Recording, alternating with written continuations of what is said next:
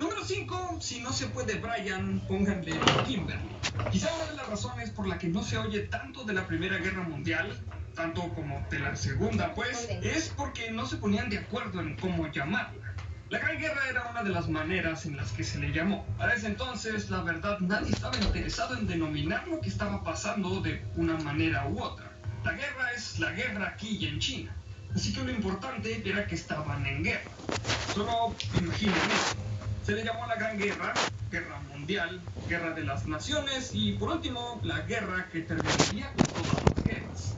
¡Oye, esa mamada! Obvio que el último nombre seguro lo pensaron algunos estudiantes de filosofía o un grupo de hippies porque obvio que le siguieron más guerras y aunque no lo quieras, probablemente seguirán más. Claro está que como le siguió la segunda, pues el nombre que predominó fue la Primera Guerra Mundial. Oigan, lo de los hippies es mame, los quiero de veras. Número 6. Uy, que hasta un mono sabe más que tú. Bueno, la Primera Guerra Mundial tiene dos particularidades. Bueno, tiene muchas, pero quiero mencionar dos. Estrategia y aguante. Mucho, pero mucho aguante. Y es que se llevó principalmente entre trincheras. Se tenía que agotar al enemigo, de ser posible asediarlo, cortarle sus suministros, etc. Entonces el detalle es que de los muchos soldados que sufrían los estragos de la espera, de los bombardeos y de la traumática experiencia de estar en una guerra, lo más importante no era subir de rango o tener más jerarquía.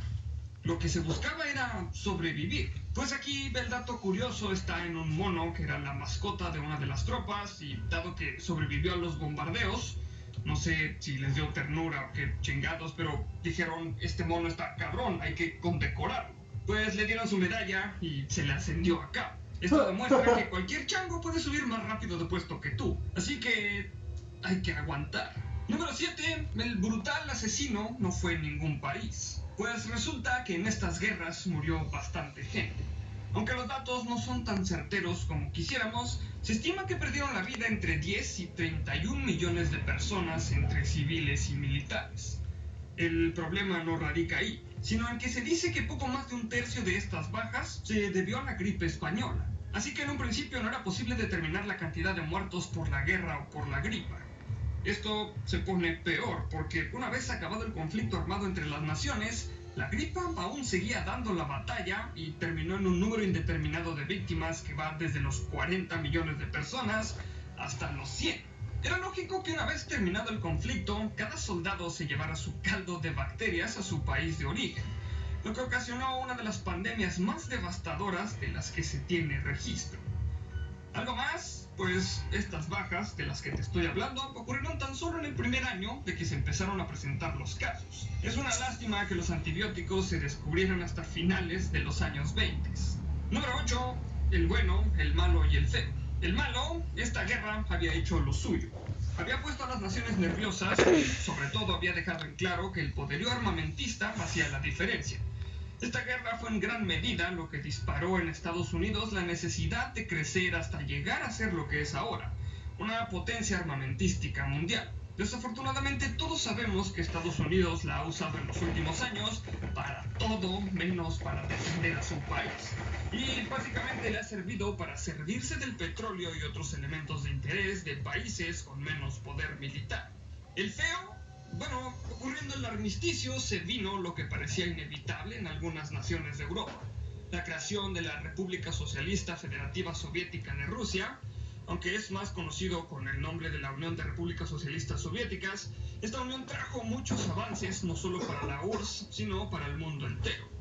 Permitió el acceso de la mujer al trabajo y la política, educación gratuita y muchas cosas más, como mejoras en la salud y políticas antidrogas. Desafortunadamente sus inquilinos no tenían realmente libertad. Y se puede decir que su sistema autoritario manejó a vara de hierro la política tanto interior como exterior. La gente era pobre y la libertad de prensa básicamente no existía. El bueno. Aunque dentro del conflicto y las ganas de querer ponerle a otro una bala en la frente, las personas siguen siendo eso, personas. Y llegada la víspera de Navidad de 1914, ocurrió lo que se podría llamar un auténtico milagro de Navidad. Verán, en la batalla de Ypres, los soldados alemanes empezaron a decorar sus trincheras con motivos navideños. Supongo que eso los puso en ambiente, ya que empezaron a cantar villancicos. Cantaban específicamente la canción de Noche de Paz. En ese lugar estaban combatiendo a las tropas británicas y al escuchar los villancicos comenzaron a cantar también. Como vieron que el alemán no era su fuerte, pues empezaron a cantar en inglés. Un soldado alemán se atrevió a cantar de pie y aunque puso nervioso a más de un germano, nadie de las tropas enemigas le disparó. Así fue como poco a poco fueron relajando la guardia y terminaron estableciendo una tregua no oficial para descansar en esas fechas tan memorables.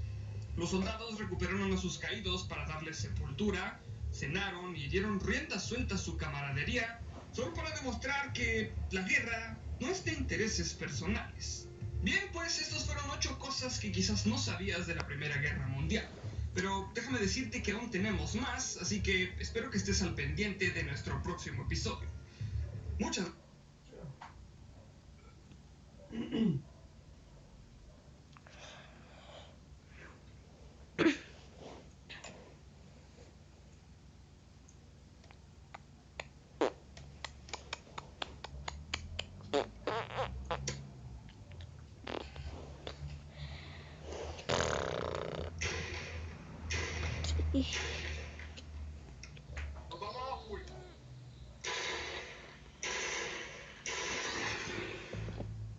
El fusil de asalto G3 es un arma alemana clásica de la Guerra Fría, la cual tiene un enorme historial en batalla. Para ponerte en contexto, el G3 alemán sería el equivalente en fama a un AK-47 ruso o a un M16 estadounidense, y se caracteriza por sus grandes virtudes en tiro y también por sus variados defectos. Sin embargo, no podemos negar su importancia en los conflictos librados en prácticamente todos los conflictos modernos.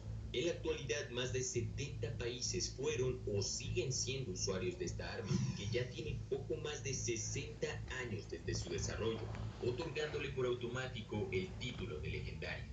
Sin más, ponte cómodo y prepárate para conocer 10 cosas que debes saber del fusil de combate G3.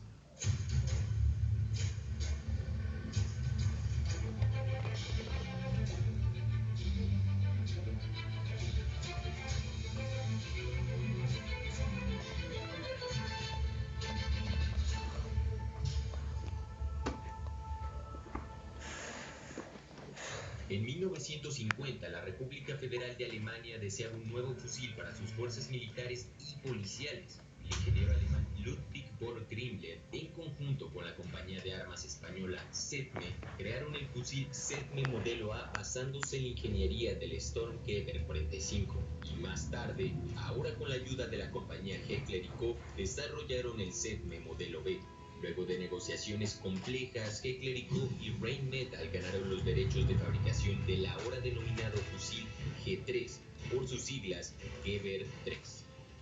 Luego de pasar a las manos de gigantescas compañías y del gobierno de la Alemania Occidental, inició la producción en serie del G3 y con ello a ser repartido a las múltiples fuerzas del orden. En 1969, Rheinmetall cedió los derechos de producción del G3 a Heckler & Koch, y en 1977 el gobierno de Alemania Federal cedió a Heckler & Koch los derechos de producción y ventas del G3 en exclusividad. El G3 es un fusil de combate que funciona bajo un sistema de retroceso de masas retardado. Tiene una longitud total de 1025 milímetros, una longitud de cañón de 450 milímetros y un peso de 4.4 kilogramos. Dispara munición calibre 7.62 por 51 milímetros OTAN, la cual puede alcanzar una velocidad máxima de 800 metros sobre segundo, que le dan un alcance efectivo de 200 a 400 metros.